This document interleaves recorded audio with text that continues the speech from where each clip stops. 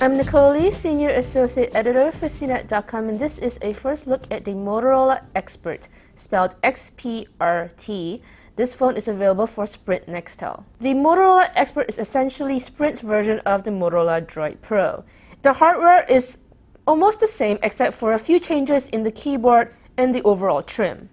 While the Droid Pro has a hard plastic back, the Xpert has a very soft, textured back. On the front of the Xpert is a 3.1-inch touchscreen, very nice and colorful as you can see here. Underneath that you do get a full QWERTY keyboard. The keyboard, as you can see here, is very similar to BlackBerry's keyboard, very similar to the Bold keyboard in fact. Even though it's quite compact, we found it pretty easy to use because of the raised and angled keys. The Motorola Xpert comes with a scaled down version of Moto Blur. It's not as intrusive as other versions of Moto Blur, but you do get the same resizable widgets. On the back is a 5-megapixel camera. The Motorola Xpert ships with Android 2.2 and a slew of security features that are very enterprise-friendly.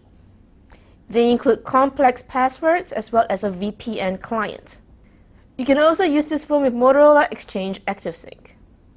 You also get the Sprint array of applications that include Sprint Mobile, Sprint Worldwide, and Sprint NASCAR and Sprint Football Live.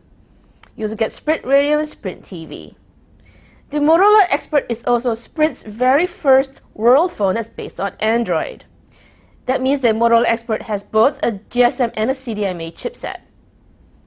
It will work with Sprint's CDMA network in the US, but abroad you can use with any GSM network. The Motorola Xpert is available for $130 with a new 2-year service agreement with Sprint Nextel. I'm Nicole Lee. This has been the first look at the Motorola Xpert.